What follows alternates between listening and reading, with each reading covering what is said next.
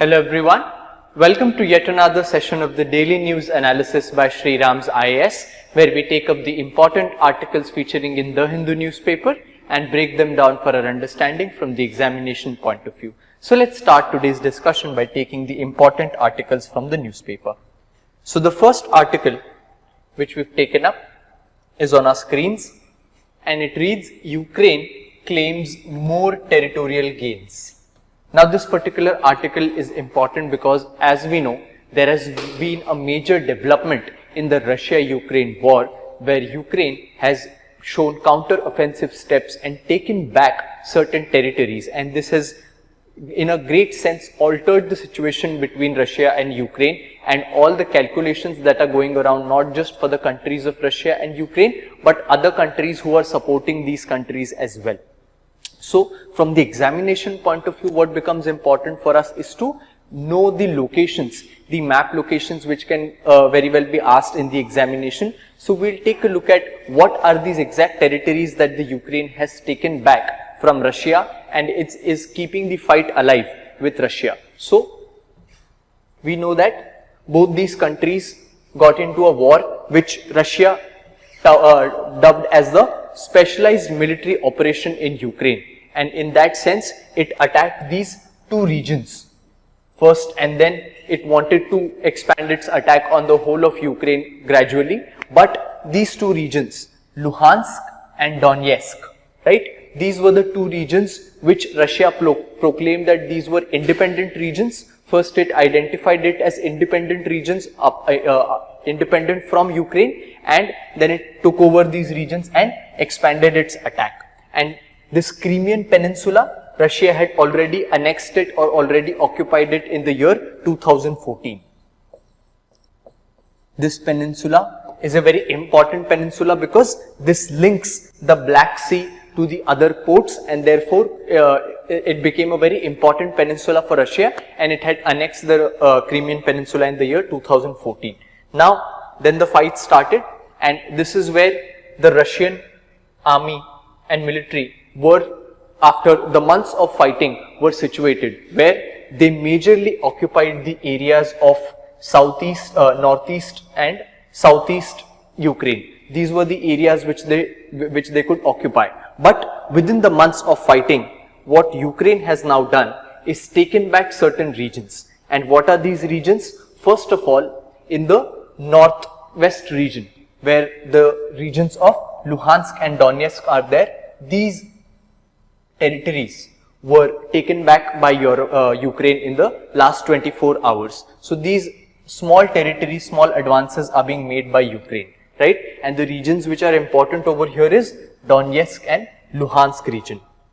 This is the part in the northwestern region. Now, in the southeastern part, the southern part of Ukraine, just above Crimean Peninsula, even there Russian army has been able to occupy a lot of territories, and those are in the southern part.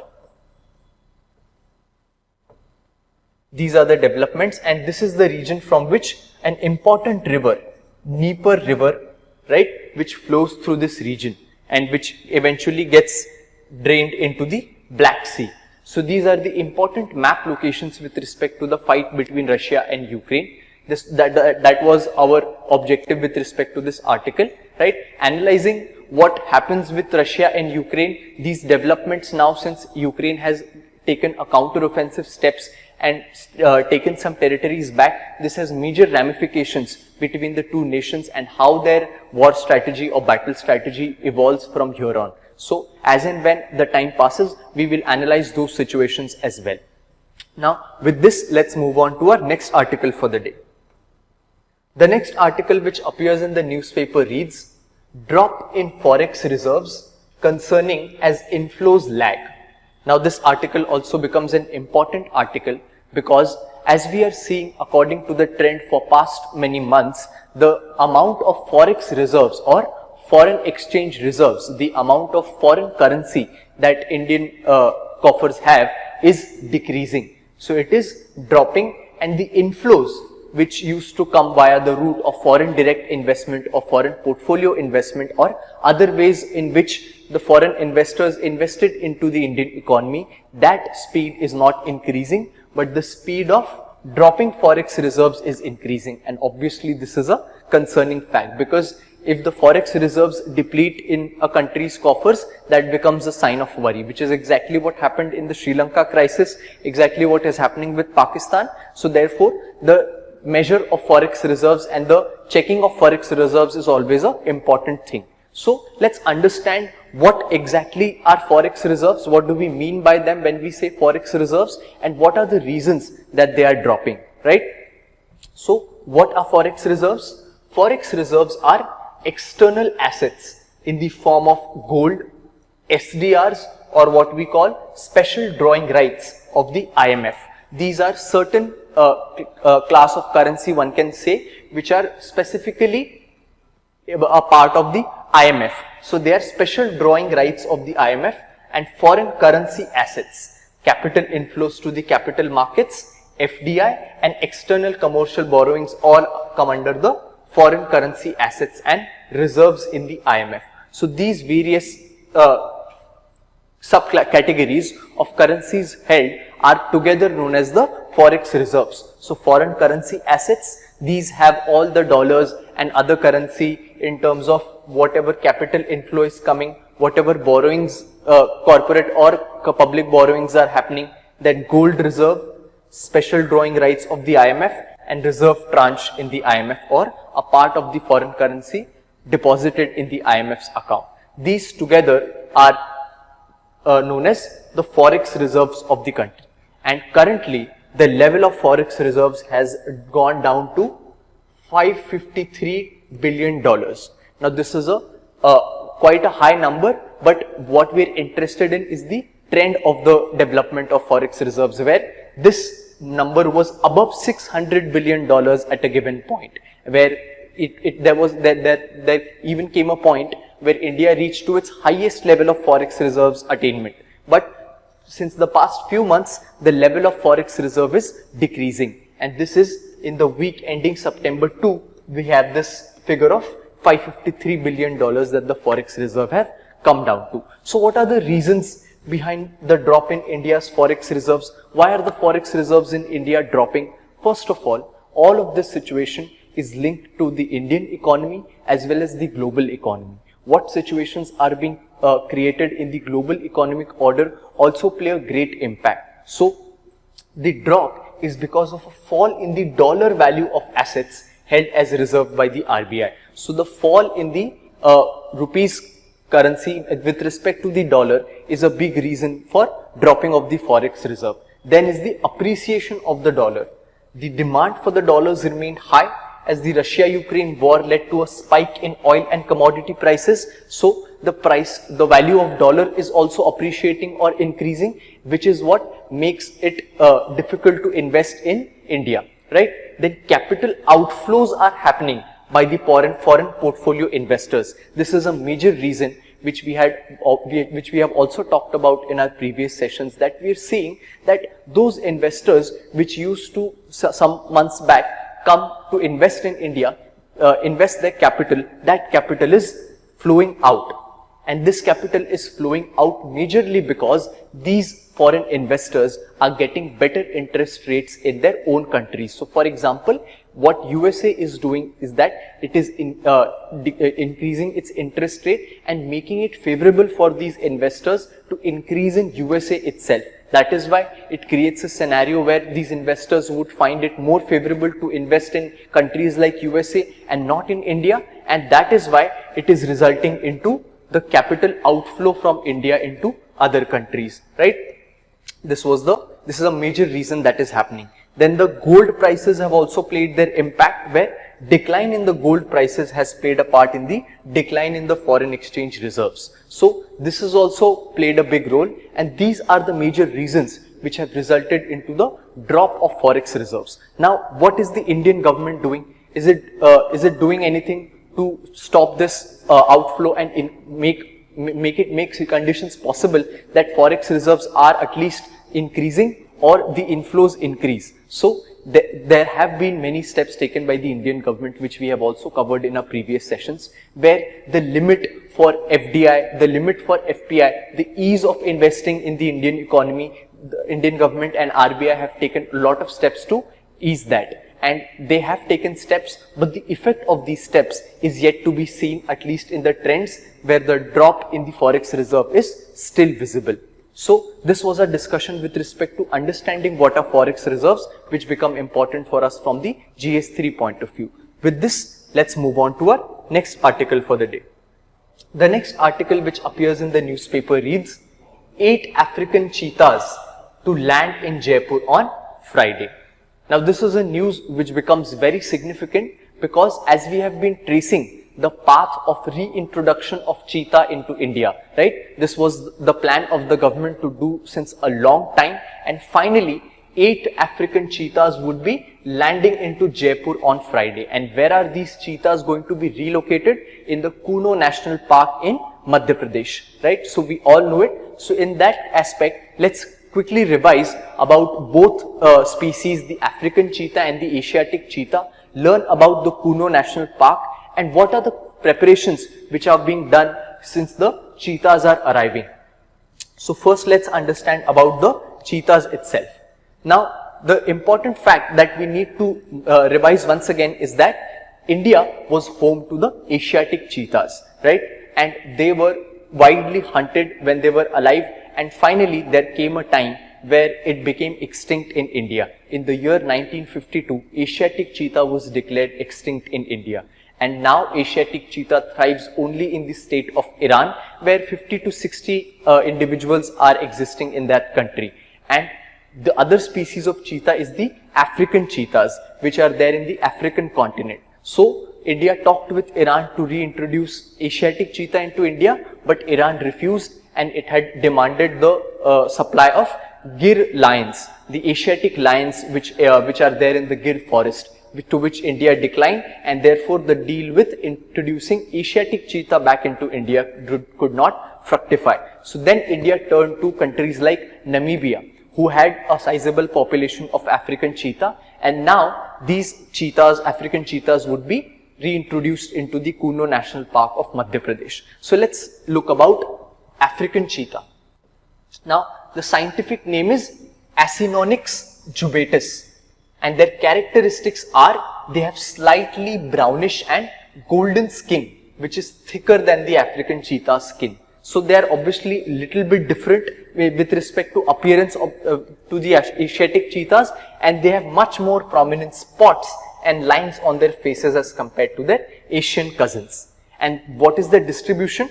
The Asiatic cheetahs are found all over the African continent in thousands of numbers, and their protection status is in the IUCN Red List is vulnerable, and in the sites they are mentioned in the Appendix 1, and in the Wildlife Protection Act they have the protection under Schedule 2.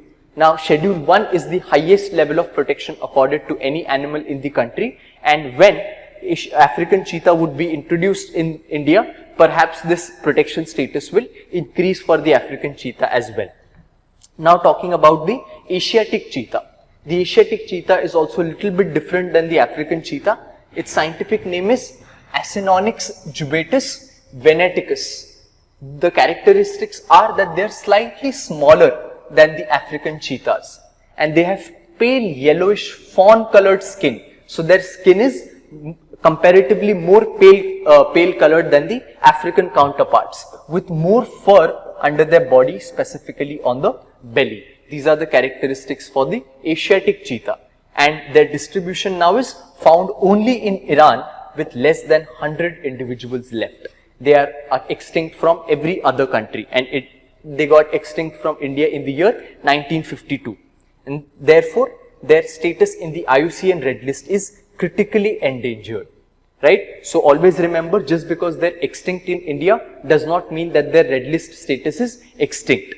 And the CITES status is in Appendix 1, and in the Wildlife Protection Act they are given a protection under Schedule 2. So these are the information with respect to both these two cheetahs. Now let's look at the Kuno National Park.